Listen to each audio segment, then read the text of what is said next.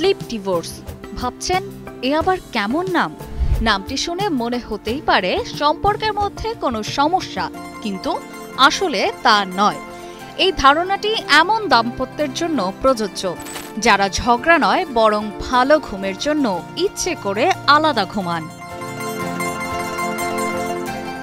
বিশেষজ্ঞদের মতে ঘুমের সমস্যা যেমন জোর করে নাক ডাকা, অস্থির পা সিন্ড্রোম, অনিদ্রা বা একে অপরের সঙ্গে ঘুমের সময় মিল না হওয়ার কারণেই অনেক সময় একজনের ঘুমে অন্যজনের ব্যাঘাত ঘটে। সময়ের সঙ্গে সঙ্গে এটা বিরক্তি, টানাপোড়েন বা ভুল বোঝাবুঝির কারণ হতে পারে।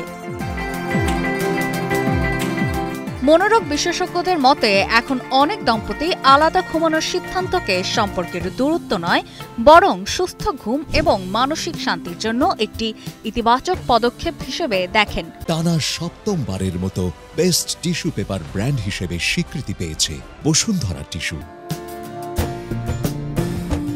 বিশেষজ্ঞদের মতে এমন সিদ্ধান্ত পরিপক্কতার লক্ষণ, তবে অবশ্যই এটা হওয়া উচিত দুজনের সম্মতিতে ও খোলামেলা আলোচনার মাধ্যমে। কারণ যদি মানসিক দূরত্ব বা এড়িয়ে যাওয়ার মনোভাব থাকে তাহলে সেটা চিন্তার বিষয়। ভালো ঘুম যেমন শরীর ও মন ভালো রাখে, তেমনি দম্পতির মধ্যে ঘনিষ্ঠতাও বজায় রাখতে সাহায্য করে। যারা দীর্ঘদিন অনিদ্রা, স্লিপ অ্যাপিনিয়া বা ঘন ঘন ঘুম ভেঙে যাওয়ার সমস্যায় ভোগেন তাদের জন্য আলাদা ঘুমানোর একটি ভালো সমাধান হতে পারে।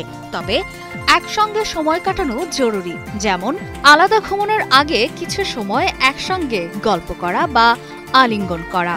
এগুলো ঘনিষ্ঠতা বজায় রাখতে সাহায্য করে।